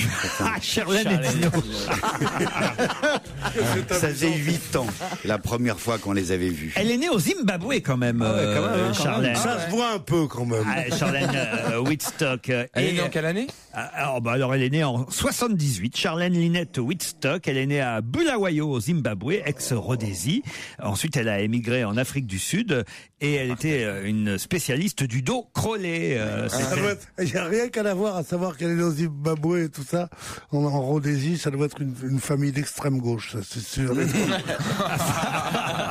Non, mais c'est bien quand même qu'il officialise qu'il parle italien. C'est bien quand même qu'il officialise ça. Voilà, cette liaison, ça commence. Ah bah oui, parce qu'il va falloir un héritier quand même à la couronne. Ah oui. Ah bah oui. Et vous croyez qu'ils vont s'y mettre là? Ah bah à mon avis oui, elle va tomber enceinte incessamment sous peu là. Parce 78, elle est née en 78. Elle a 78 elle a 32 ans. 32 ans. 32 ans, oui, elle peut encore être. À 32 ans, tu peux encore. Oui, elle peut en faire 5. Parce que lui est beaucoup plus âgé, il a 52 ans, il y a quand même 20 ans de différence. Hein. Il se prive pas, le prince Albert. Il fait jeune, hein? Oui, mais il est moche. Gamin, c'était une splendeur. Ah oui? Sur les photos, quand on les voit enfants, mais c'était 3 enfants C'est vrai merveilleux. que moi, je me dis parfois quand même, avec les moyens qu'ont quand même les princes, et surtout quand on s'appelle Albert de Monaco, il aurait pu petit à petit faire, on aurait des implants. des petits implants. C'est bon, il peut pas le faire d'un coup, on s'en rend compte. Quoi? Mais si, pour PPDA, Marco, enfin plein de C'est le seul. Jacques Balutin et Bernard Darniche. Non mais c'est bon, on a fait le tour. Et Charles Aznavour et Guy Bedos. Non, mais le truc le plus terrible, c'est que on a dépensé, et L'Oréal est pionnier de Madame Bettencourt en la matière, on a dépensé des milliards et des milliards de dollars. On a convoqué, on a fait travailler les plus grands savants, les plus grands médecins là-dessus. On n'est jamais arrivé à faire repousser un cheveu à personne. Comme le prince William. Ah oui? Je suis sûr que Diana, elle serait vivante aujourd'hui. il aurait pas de calvitie. Comment ça? Elle lui aurait fait faire des implants, c'est obligatoire. Je croyais qu'il aurait... Non, parce que c'est peut-être le choc d'avoir perdu sa mère si jeune qui lui a fait tomber les cheveux. Je pense pas, je crois que c'est héréditaire, mais je te jure que Diana serait là, elle aurait fait faire des implants. Qu'est-ce qu'il y a, Pierre? Il y a Pierre qui râle dans son coin là-bas. Pas du tout, je pense qu'il faut de temps en temps une sorte de chapitre de géopolitique comme ça. Si Diana elle serait là, il aurait des implants. Et on retourne du côté du studio Merlin, on retrouve Laurent Ruquier avec ses complices du jour qui sont Jérémy Michalak, Titoff, Stevie, Pierre Bénichou, Jérôme Bonaldi et Caroline Diamant. Et puis aussi l'ami du Sud, l'ami Liado qui arrive avec ses petites questions. Europe 1, on va se gêner. Do, ré, mi, fa, si, liado. Un spécial bleu avec Serge Liado. Vous voulez vraiment alors retourner le couteau dans la plaie, Serge? Non, pas vraiment. Je trouve d'ailleurs que les parodies sur le net n'ont pas été vraiment féroces. Non. C'était une manière de commenter l'actualité avant, pendant et après, parce que c'est vrai qu'on a tellement parlé de foot, il fallait aussi un petit peu se défouler parce que il n'y a pas eu que des bons moments. Mais vous êtes sûr, Jean-Pierre Escalette, que les joueurs vont mouiller le maillot? Je suis sûr qu'ils vont mouiller le maillot. Ça serait insultant pour eux de penser qu'ils peuvent ne pas mouiller le maillot, non. Ce rêve bleu, c'est un nouveau monde en couleur. Domenech n'est que s'en aller sans inquiétude en Afrique du Sud. Rien ne m'inquiète en ce moment. Je suis pas aussi catastrophé que vous semblez l'être. La petite équipe en mousseux qui s'élance et qui rentre à la maison. Oui, le pognon, c'est ce qui nous rassemble. Jouer au ballon, à vrai dire, on s'en fout. Allez le blé, hymne officiel de l'équipe de France de Flouze, championne du monde de pub. Raymond Domenech, vous nous impressionnez, vous êtes junior, vous avez 19 ans, on a l'impression que ce serait la finale de la Coupe du Monde, vous seriez toujours aussi calme. Ah, toujours pareil, oui, c'est dans la poche. Allez, l'équipe de France. On y croit, on vous fait confiance. On vous fait confiance. Foncez, rien n'est perdu. Rien n'est perdu.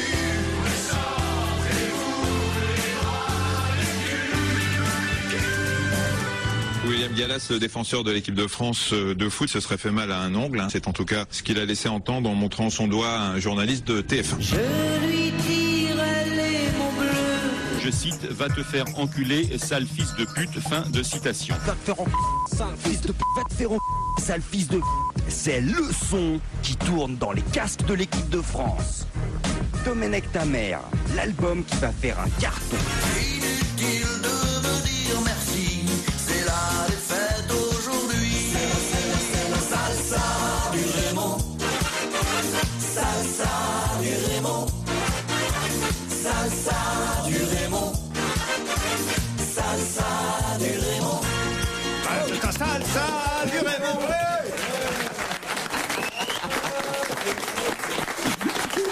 Non, c'était pas mal. C'était pas mal, Serge. Hein. Voilà, il y a eu quelques documents quand même. Domenech a 19 ans. Vous allez profiter. Qu'est-ce qu'il y a, Pierre? Non, je viens de comprendre que la salsa du Raymond, c'était un peu comme Salsa du démon, qui est une chanson qu'on a eue en hors d'œuvre, qui est une chanson que j'aime bien. Ouais, vous savez bien que j'ai un moment où entre la fin des questions et l'arrivée de l'invité, j'ai un petit moment. Oh, je dors 1 heure ou 2. Serge, vous êtes là demain encore, de toute façon. Voilà, on se retrouve demain, évidemment. Parfait, merci Sergio. Alors, peut-être que vous allez me dire c'est pas cher, 4 617 € pour des enchères. Mais voilà quand même la somme record qu'on peut enregistrer pour des enchères en Nouvelle-Zélande dans cette catégorie-là. Qu'est-ce qui a été vendu aux enchères 4 617 € en Nouvelle-Zélande? Et il s'agit là d'un record. Un mouton? Non. Quelque chose qui appartenait à quelqu'un de célèbre? Non.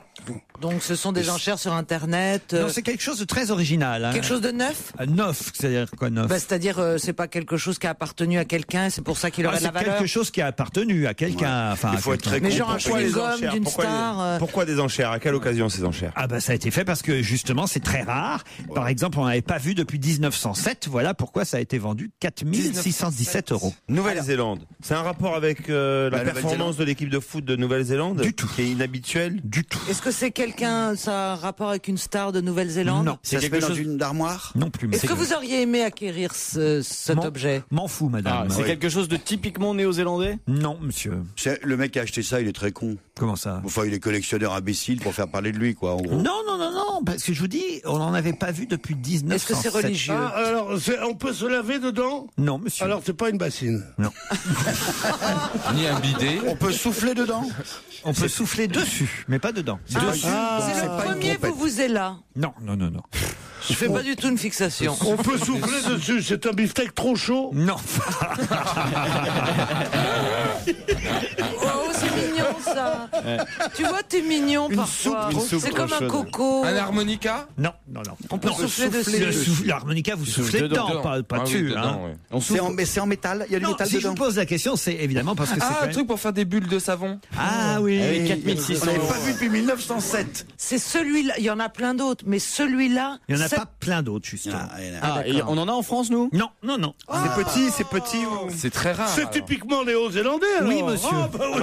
Il y avait qu'à le dire. Ah, c'est une hache. Ce qui est typiquement néo-zélandais, c'est d'où ça vient. Mais la chose en question, en revanche, il y en a partout. Mais celle-là, en revanche, comme elle est rare, elle a coûté 4617 €. Une plume. Une plume de quoi? Une plume de pan ou une plume d'autruche? Une kiwi? Une plume de kangourou. Une plume de kangourou. Une plume sergent-major? Non, mais je vais vous accorder la bonne réponse, Caroline, parce que c'est la plume d'un oiseau disparu depuis 1907.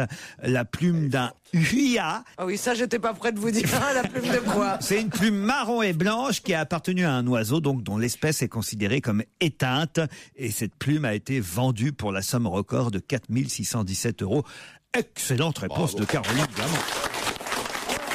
Normalement, c'est aux scientifiques que je m'adresse, à savoir au Seigneur Bonaldi. Si. Je voudrais savoir si, avec cette plume, si on extrait l'ADN de cette plume, est-ce qu'on peut reconstituer Mais oui, mais non, mais par contre, tu peux te la mettre dans le cul. Et non, hélas, sinon on aurait fait des dinosaures, parce qu'on a trouvé du sang de mousse. On aurait refait le dodo, le fameux. Oui, mais on n'a pas de bête équivalente. En revanche, les oiseaux, on peut prendre un embryon relativement proche. Là, c'est un huia. Le huia. C'est un oiseau de Nouvelle-Zélande. Le dernier huia que j'ai eu à la maison, c'était en 1906. C'était un huia. C'est la seule espèce d'oiseau qui présentait un dimorphisme sexuel au niveau du bec. Celui de la femelle était long et fortement recourbé, alors que le bec du mâle était plus court et légèrement incurvé. Le plumage de l'IUA était noir avec l'extrémité des rectrices blanches. Deux caroncules orange entouraient le bec. C'est toute mon enfance que tu me racontes. La maison était pleine d'oiseaux comme ça. Ah oui? Avec des trucs orange et tout. Oui, puis en 1906, tout d'un coup, une épidémie. Après ça, les gens des Folies Bergères sont arrivés, ils ont pris toutes les plumes. Et il en reste une qu'on vient de vendre aux enchères pour une somme record de 4617 €. Bravo! 16h, 18h30 sur Europe 1, avec Laurent Ruquier. On va se gêner. Europe 1, on va se gêner. Le DVD de la semaine. Un film de Martin Scorsese, carrément Shutter Island, qui vient de sortir en DVD avec Leonardo DiCaprio, Mark Ruffalo, Ben Kingsley. Quelle affiche, quel casting. Est-ce que c'est un bon Scorsese? Est-ce qu'il faut acheter ou louer ce DVD pour les vacances? Il y a Bonaldi qui fait déjà non de la tête. Pourquoi n'a pas aimé? Surtout pas aimé, Jérôme? J'ai horreur de ce film. C'est pas vrai. Nul. C'est une merveille. C'est génial. C'est une merveille. Ça se passe en 1954. Bon, d'accord. Dans une prison. Alors évidemment, il y a des méchants et des mauvais. On croirait le docteur Moreau, mais c'est moins bien. Et puis ça te fait peur. Et puis il y a de l'eau. Puis il y a des ouragans. Puis oh là là, c'est nul. C'est nul. Génial. Et puis on comprend rien. Parce qu'il arrive pas. Il arrive pas. On mélange le rêve et la réalité. Alors il se réveille de son rêve. Non, mais tais-toi. Et puis il sort dans la réalité. Putain, il raconte la fin. Il faut pas gâcher. Non, il faut pas gâcher le plaisir. Moi qui peux vous en parler de ce film, parce que je l'ai pas vu. Je peux te dire que ce que tu es en train de décrire ne prouve rien. toutes les œuvres d'art mélangent le rêve et la réalité. Toutes les œuvres d'art, il y a des poncifs. Toutes les œuvres d'art, il y a en prison des méchants qui sont horribles et tout ça. Alors, argumente, n'est-ce pas? Sans ça, t'es viré avec ta fille. Il est dans une prison et oh mon Dieu, ça fait peur. C'est une prison, un hôpital psychiatrique. C'est un hôpital psychiatrique où ils font des expériences. Enfin voilà. Et c'est le complot. Il y a la théorie du complot. Et puis alors, il arrive dans la prison et d'un seul coup, il y a quelqu'un qui lui saute derrière. Mais c'est super mal décrit. Alors il parle avec un prisonnier. Ils sont tous à poil ou enfin avec des trucs qui fait pas froid. Il y a de l'eau qui dégouline partout. Et il est bien, Leonardo. Il y a une bonne femme qui arrive. Mais qu'est-ce qu'elle fait là? Ah oui, c'est dans son rêve. Alors il se réveille de son rêve et il y a une deuxième bonne femme qui arrive avec de la poudre noire parce que sa femme elle est morte dans un incendie. Et le type il a des balafres que c'est un mauvais maquillage. C'est bien ça. Nul. Je me suis emmerdé du début jusqu'à la fin. T'as lu le bouquin? Non. Mais vas-y, fais la défense. Ah ben c'est pas que je vais faire la défense, c'est que il y a un truc nul ici, c'est ce que t'as dit sur ce film. Alors moi j'avais lu le bouquin qui était génial. Shutter Island. Voilà. De Denis Lehane, voilà, je sais pas comment on prononce. Et puis j'ai vu ce film. Et c'est lui qui a fait Mystic River aussi. Ouais. Leonardo DiCaprio arrive sur une île. Attendez, Pierre, je voudrais savoir ce que vous avez dit Je parle à mon public. Aux jeunes femmes. Est-ce qu'on se fait chier quand on n'a pas vu le film? Et alors Leonardo est bien? Leonardo est un comédien hors du commun. Au-delà de tout, Scorsese filme divinement bien, que c'est beau ces années 50 où les hommes étaient avec leurs impairs, leurs costards et leurs chapeaux tout le temps. L'intrigue est absolument géniale. L'intrigue est géniale. Parce que notre ami Bonaldi il va un peu fort, mais franchement... Alors moi, il y a ma femme à côté, elle a été. Ça peut pas être bien. Elle a adoré, mais c'est vrai que voilà. Elles font toujours chier au moment où c'est bien. Non. Ferme la fenêtre un peu. T'es pas un cendrier, tu peux jamais être tranquille. Alors non, moi j'ai pas lu le livre, mais en tout cas, il y a un truc qui m'a dérangé, c'est que j'ai compris le système du film direct. Tout de suite, et ça m'a un peu gâché. Moi, j'ai un de mes acteurs préférés qui est Marc Ruffalo, mais c'est. Ah oui, je l'aime bien. Il est beau. Il est beau, il est sexy. Juste rapidement l'histoire. Il est bien flic surtout, fédéral, il est marshal, et il enquête dans une prison. Ça se passe en 54. Il était il y a peu de temps encore militaire américain. Et il a libéré Auschwitz. Donc il y a des images d'Auschwitz. Dachau, pardon. Et deuxième chose. Il y a Pierre qui est en train de s'enterrer sous la table. Sa femme est morte dans un incendie. Il se met sur le sol. Il est de plus en plus visuel. Il a besoin de s'allonger là. Il fait dans le comique visuel. Il se met par terre. Merde, il arrive pas à se relever. Qu'est-ce qu'on fait? On le regarde, on l'a dit, t'as un outil ou pas? Quelqu'un a un treuil. Ce qu'on appelle être terrassé par l'ennui. À l'image de ce film. Mais non, ce film est génial. Alors, il fait dans les comics visuels maintenant, Pierre. Vous l'aviez vu, Joujou? Ouais, je l'ai vu. J'ai lu le bouquin qui est formidable. J'ai lu le livre qui l'est tout autant. Et moi, je le conseille vivement. Je pense à nous, c'est le titre de la chanson de Babette du groupe Dionysos. Europe 1, on va se gêner. Quoi de neuf, Jérôme? Quoi de neuf, Jérôme? Ah, déjà des boissons. C'est la boisson anti-gueule de bois. Voilà, vous en avez parlé. C'est quoi que tu l'as pas eu hier, celle-là, tiens? Il y a quoi comme produit toxique là-dedans encore? Mais non, mais c'est la fameuse. Elle est pas interdite, elle est pas interdite? Non, elle est pas interdite. Évidemment qu'elle sera pas interdite. C'est quoi ça? C'est la fameuse boisson. Ça, c'est la boisson qui enlève la gueule de bois, qui paraît-il enlève la gueule de bois, qui prétendument, qui soi-disant. Vous m'en mettrez 3 caisses pour couscous et bouillabaisse. Couscous et bouillabaisse. Putain, mais ça fait un titre de pièce de théâtre.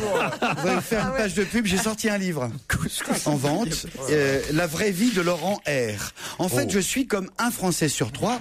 Je rêve d'écrire un livre. Et beaucoup. La gueule que t'as là-dessus. Je vous remercie.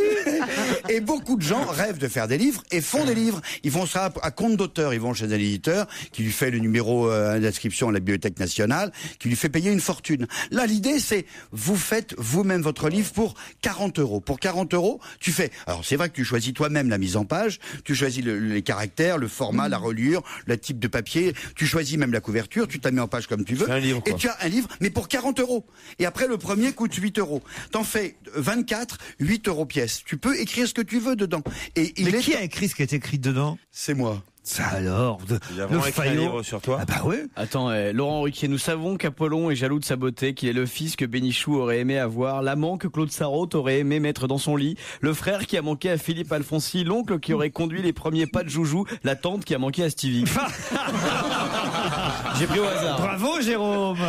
C'est drôle. Même l'intéressant, c'est qu'il sera distribué en librairie. Vraiment.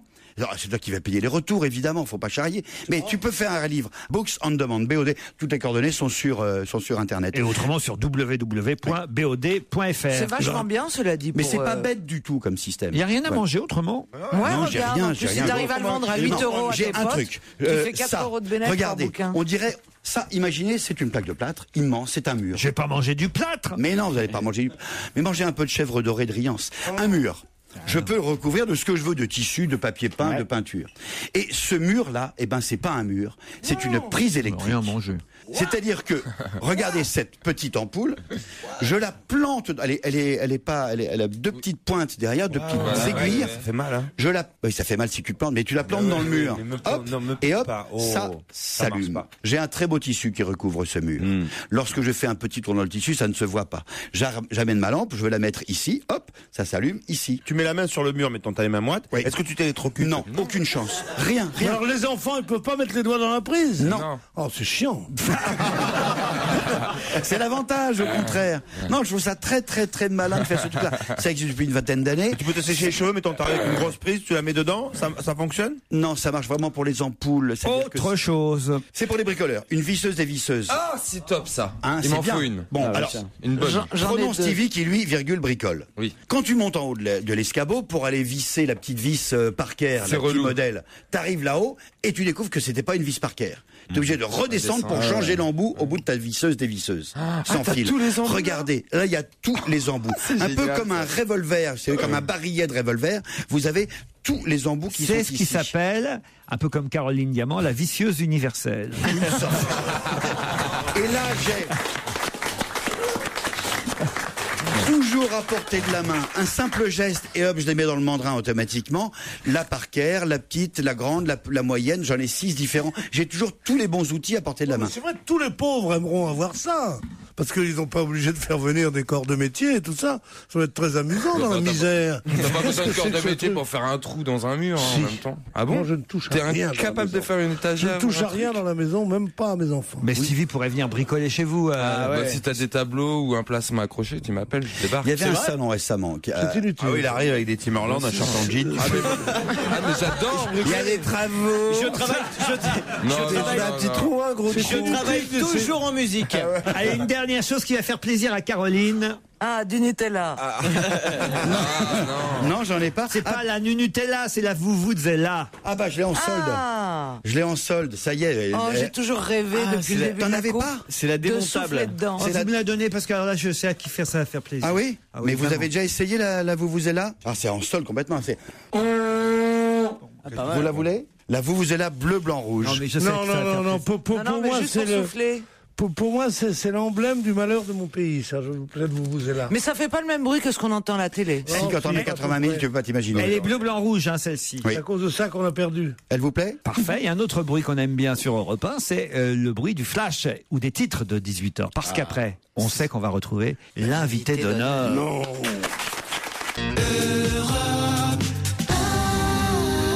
Europe 1, on va se gêner. Mais qui se cache aujourd'hui dans la loge d'honneur? Eh oui, qui est là? Bonjour.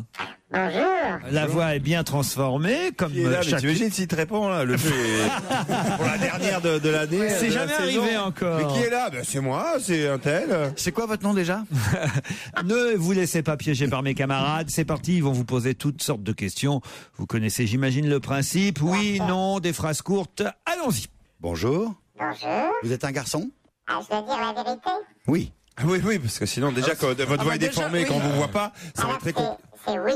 Oui, je suis un garçon. D'accord. Bon, ben moi, je joue pas T'as alors. reconnu Raymond, je crois. Sans contrefaçon. Donc, vous êtes marié? Oui. Est-ce que vous avez soutenu l'équipe de France pendant ce mondial?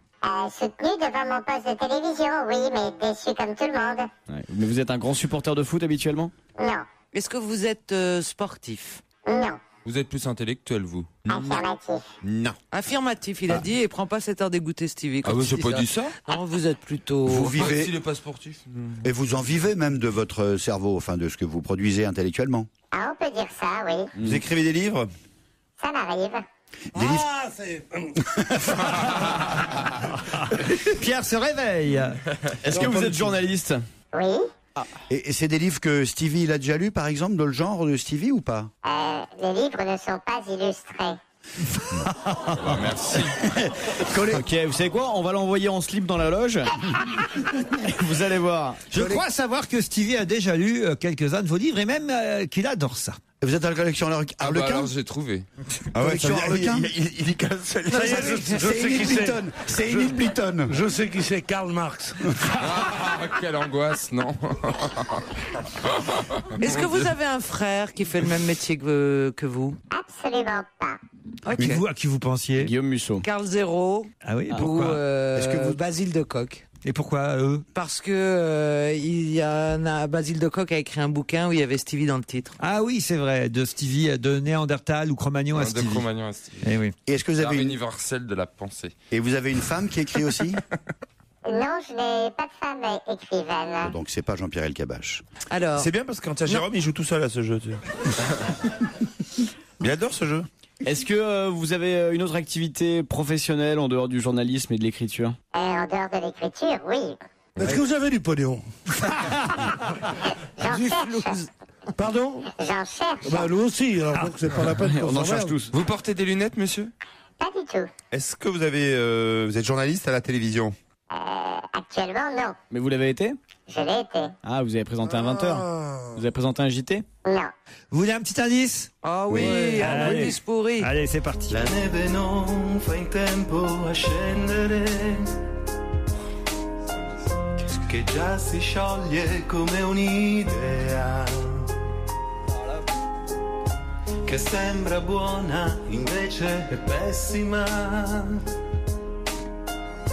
e resto fermo immobile, quasi statua uguale a un quadro da fissare, chiodo al muro, chiodo al muro. Ça vous dit quelque chose, vous, cet indice? À moi, pas du tout. Pas du tout. Bah non, Vous imaginez à nous alors? Ah ben, je vais vous aider alors tous parce que de toute façon ça vous aidera pas, alors autant y aller. Je vais vous aider, ça vous aidera pas. Ce chanteur est votre homonyme, cher invité. Ah. Vous avez un nom rital un peu dans le genre? Non.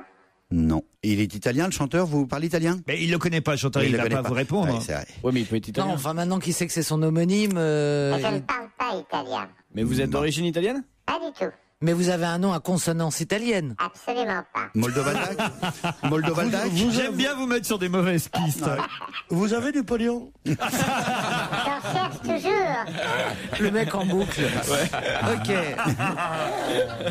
Mais vous avez bien dit que c'est son homonyme. Oui. De prénom ou de nom? De nom. De nom de De famille. nom. De nom de famille. D'accord. Sinon, c'est son prénonyme. Donc nous avons Parce écouté que un chanteur Albert italien. Brassens.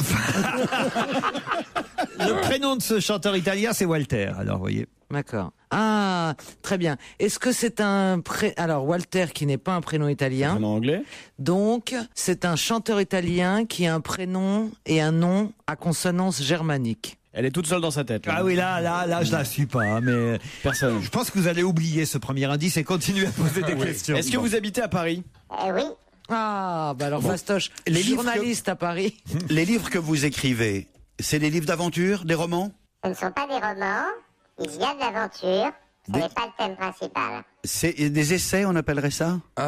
Vous êtes Non. Vous êtes plutôt dans la politique, vous? Pas du tout. Pas du tout. Vous publiez... Décidément. Vous n'avez À pas la de chance. télé, on vous voyait où? Comme chroniqueur dans des émissions? Elle s'énerve, tu sais. On vous voyez où? Non, je n'étais pas chroniqueur. Attendez, j'ai pas entendu. Non, il Je était pas n'étais pas chroniqueur. Historique, peut-être? Des romans historiques? Non. Caroline, vous pouvez donner un coup de coude à Pierre qui, voilà, regardez, hop là. J'essaye de me concentrer.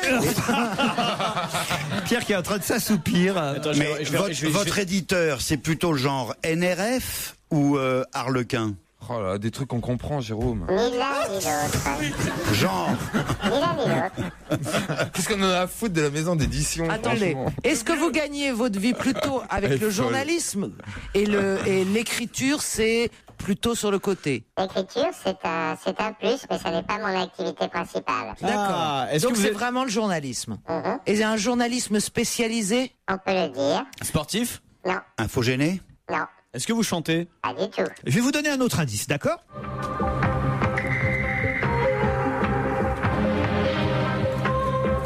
C'était un autre souci. Fastoche.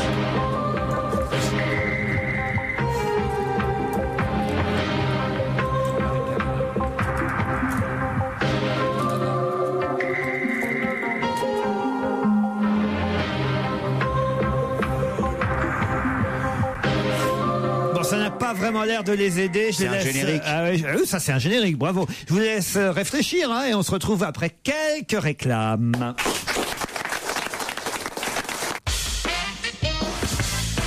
Retour au studio Merlin d'Europe 1 pour la suite d'On va gêner. C'est jusqu'à 18h30 avec Laurent Ruquier. Ses complices du jour sont Pierre Bénichou, Jérôme Bonaldi, Caroline Diamant, Stevie, Jérémy Michalak et Titoff qui sèche. L'invité d'honneur n'a pas encore été trouvé. Vous comprendrez, le mystère demeure. Europe 1, on va se gêner. Mais qui se cache aujourd'hui dans la loge d'honneur? Bon, pour l'instant, c'est que notre invité écrit, qu'il est journaliste, qu'il a fait de la télévision, parfois. Mais bon, c'est pas tant de choses que ça, hein, je dois dire, sur Non, puis lui. c'est pas vos indices pourris qui nous aident, on peut pas dire. Stevie est peut-être sur une voie grâce au générique. Grâce au générique, c'était pas la marche du siècle? Est-ce que c'était la marche du siècle? Non, ça n'était pas la marche du siècle. C'était sur France Est-ce que Télévisions. Vous êtes écolo? Est-ce que vous êtes écolo? Ça n'était pas sur France Télévisions et ce n'était pas une émission écolo. Le journalisme, c'est pas la politique, c'est pas l'infogéné, c'est pas le sport. Est-ce que vous êtes c'est journaliste animalier? Non, Non. culturel. culture. Mode alors? Ah, Stevie. Non, désolé. Alors la finance, le Mais qu'est-ce que social. vous faites, bon Dieu Dans le social, Bricolage? Bah non, marié, remarque. justice, Ah, économique et vous sociale. n'êtes pas dans la déco? Je suis pas du tout dans la déco. Mais pas du tout. De alors. la gastronomie? À qui vous pensiez, Caroline? Au mec qui fait sur M6, qui retape des apparts. Non, c'est une comment il fille. s'appelle Stéphane Plaza? Stéphane Plaza. D'ailleurs, Stéphane Plaza. Quelle oui. vedette? On en a parlé hier parce qu'il va faire une émission. Il y aura. Pékin Express. Il y a beaucoup de people. Oui, il y a Stéphane Plaza. Non, Stéphane Plaza. Oui, je dis mais lui-même. Stéphane A Plaza. brûlé il y a l'instant. Est-ce que c'est moi? Quelqu'un a brûlé. Quand Non, j'ai c'est dit- moi, j'ai gastronomie. Non, Quand j'ai C'est- dit Pékin Express? non, Joël Millot. People. Ah, vous êtes dans le people. pas du tout. Ah, zut. C'est moi qui ai brûlé? Ouais, ça sent le cramé d'ailleurs. Retentez votre chance. Retentez votre chance, c'est ça que vous avez dit? Reprenons notre conversation. Est-ce que vous jouez au poker? Non, On va tout reprendre à la base. Est-ce que vous êtes un homme ou une femme? Vous avez eu les pognons? Vous voulez un indice supplémentaire? Mais un indice qui nous aide. Par exemple, un bébé de 15 jours, 3 semaines qui était dans un grand danger de ne pas s'alimenter, qu'un pédiatre m'avait envoyé. Et j'apprends, je fais parler la mère qui a son bébé très petit, qui n'avait pas repris son poids de naissance, il était en dessous du poids de naissance encore, vraiment un tout bébé, tout petit, une petite fille. Et j'apprends... Pierre, ça vous aide? Vous êtes dans le journalisme médical. non, Mais la dame qu'on entendait, c'était Françoise Dolto? c'était Françoise Dolto. Bon, vous la connaissiez bien. Oui, Bon, vous n'êtes pas Carlos parce que. Ouais, ça c'est sûr. Alors, Sylvie Vartan, non? vous avez. Quoi, Sylvie Vartan? Bah, alors, que peut-être Carlos, pu, c'était ça, par t'achètes l'intermédiaire de Carlos, rencontrer la mère de Carlos. Oui, mais c'est un homme, notre invité. Ah oui, il vous arrive sur notre poste même de parler d'affaires criminelles. absolument. Pour la dernière, il va trouver. Pierre, alors là, bravo. Est-ce Alors, que- c'est un oui, événement. Mais non, parce que nous sommes deux à avoir, je dois dire, découvert, avec 1000 guillemets, Françoise Dolto, c'est ce garçon et moi. Ah, bah, et il ne dit pas son Ah nom. non, je ne dis pas son nom Mais- pour vous laisser chercher. Mais Pierre, pour l'instant, a le nom de notre invité. Est-ce que vous connaissez bien la vie de Saint-Exupéry? Oui, Est-ce que vous avez déjà vu des extratraterrestres? également, on peut le dire. Est-ce que vous faites de la radio? Mais oui. Est-ce que vous avez écrit les noms d'un numéro de téléphone sur une plage pour la retrouver? Parce que- Oh oui, Est-ce que je vous vois êtes que dans un studio? regarde, vous êtes Est-ce que vous travaillez dans un studio tout près d'ici? Est-ce que vous êtes très maigre? Est-ce que vous êtes très maigre? Stevie, vous avez trouvé? Vous êtes blond vénitien?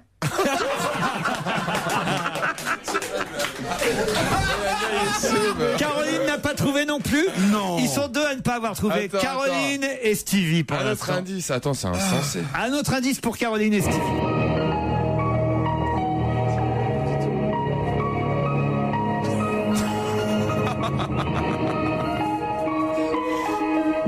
Bon allez Caroline, Stevie quand même. C'est le mec des experts Miami, non? Mais non.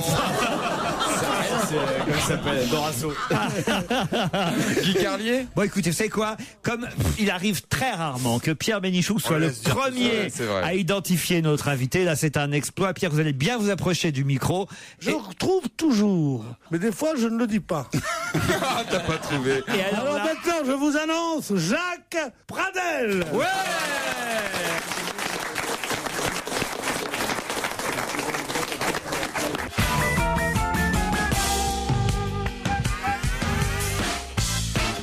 On est bien tous ensemble sur Europe 1, forcément, j'ai envie de dire, jusqu'à 18h30. Nous sommes en compagnie de Laurent Ruquier pour On va gêner. Il a ses complices, évidemment, et en ce jeudi 24 juin. À ses côtés, il y a Pierre Bénichou, Jérôme Bonaldi, Caroline Diamant, Stevie, Jérémy Michalak, Titoff, qui ont enfin découvert l'invité d'honneur. C'est quelqu'un que vous connaissez bien, auditeur. C'est Monsieur Café Crime de la station. Vous l'aurez reconnu, Monsieur Jacques Pradel. Bonjour Jacques Pradel. Bonjour. Et oui, Jacques Pradel, c'est évidemment Café Crime sur Europe 1, mais c'est aussi Côté Crime en librairie, 40 affaires exceptionnelles, Côté Crime 2, avec Europe 1 évidemment, les meilleures histoires de la saison 2 de sa célèbre émission Café Crime qui fait un carton sur notre chaîne. Vous écoutez, vous adorez ça, Café Crime? J'adore ça, mais bien sûr, j'écoute Jacques Pradel. On avait déjà eu l'occasion d'en parler sur le premier d'ailleurs. Oui. Ah là là, mais oui, je m'en veux. Oh là je là. suis content d'être à côté de lui aujourd'hui parce que c'est un journaliste pour qui j'ai beaucoup d'estime et il y a longtemps que je veux lui demander est-ce que tu as du pognon? Il est con. Alors, je voudrais quand même vous faire réécouter ce formidable chanteur.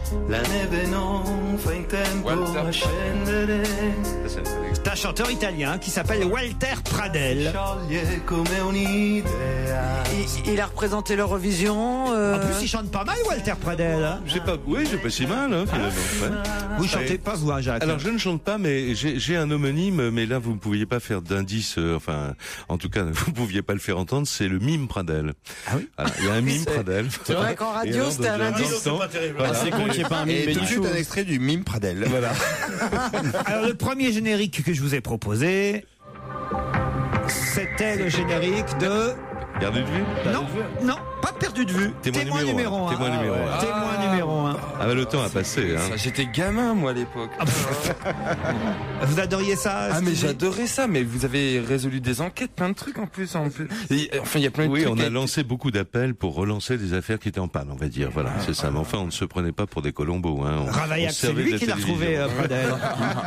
Oh, le pauvre lui, Henri IV. Ah tiens, Ça fait longtemps qu'on n'a pas fait une tranche de l'histoire de France avec l'année prochaine. Qu'est-ce qui est arrivé à Henri IV? Mais c'est fait assassiner par Ravaillac au Banana Café. Oui, on retient bien les leçons. Ah oui, c'est là. Dès que je vais au Banana, je pense à Henri IV. Alors c'est dans la rue. Ah non, ça n'a pas te niquer la soirée, ça. Ah non, ça va. Oh, j'espère niquer, mais d'une autre façon. Enfin, bon, C'est vraiment une belle page d'histoire là. Ah ouais. On a Monsieur Pradel, un journaliste cultivé qui a fait ses débuts en plus avec Françoise Dolto, effectivement. Et je savais pas que Pierre Bénichou était l'autre découvreur, si j'ose dire, de Françoise. Ouais, j'avais lu dans une revue le cas Dominique. Ouais. Et j'ai appelé Maud Maloney qui m'a dit, mais non, allez donc voir Françoise Dolto. Je suis allé la voir, elle m'a dit, écoutez, je suis incapable, je ne connais que le jargon psychanalytique, je ne peux pas. Je suis resté 5 heures avec elle, et j'en ai tiré quelques feuillets qui sont parus dans l'Observateur. Ouais. Et après quoi, elle avait jamais écrit, elle a écrit 46 livres.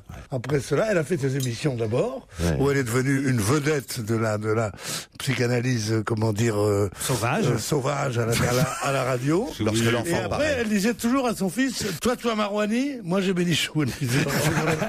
Et je savais, et j'étais très copain avec Carlos, et j'ignorais qu'elle fut la mère de Carlos. Donc, un jour, il me dit, c'est chouette ce que tu as fait pour maman. J'ai dit, quoi, maman? Je suis le fils de François Dolto. Je ne le savais pas. Voilà, c'est tout ce que j'ai à dire. Maintenant, ça suffit. Je vais m'en aller parce que les vacances commencent. L'affaire Calas, la piste du sous-marin américain à propos du Gala de Braise, l'attaque du train postal, les joyaux de la couronne. Je vous donne au hasard, évidemment, quelques affaires. Des affaires est large, hein. Très récentes. Julien Coupa aussi, par exemple. Absolument, les 9 de Tarnac. Oui. Voilà, meurtre au Vatican, Robert Boulin, on a reparlé de cette affaire il y a pas longtemps. Bon, bref, vraiment, effectivement, vous le dites, le spectre est large. Le spectre est large, volontairement, quand je parle des serial killers, je parle de serial killers contemporains, mais je parle du tout premier d'entre eux, Joseph Vacher, qu'on appelait le tueur de bergères, et qui a été même le Jack l'Éventreur français, parce que ça se passait à la même époque, oui, absolument, dans ces années-là. Ouais. L'affaire Ben Barka, l'assassinat de Pierre Goldman. Ça, c'est le chapitre des crimes politiques. Ça, c'est intéressant. L'espion au parapluie. Oui, c'est le parapluie bulgare, hein, et ça a frappé les imaginations. On sait maintenant que c'est le KGB qui avait fourni l'invention au service bulgare, qui tuait ses opposants en général le jour de l'anniversaire du chef de l'État. Ah, ça a l'air de passionner Pierre, tout ça. Hein, pour faire plaisir. Oui. Tu es le jour de l'anniversaire, comme ça il est content, le chef d'État.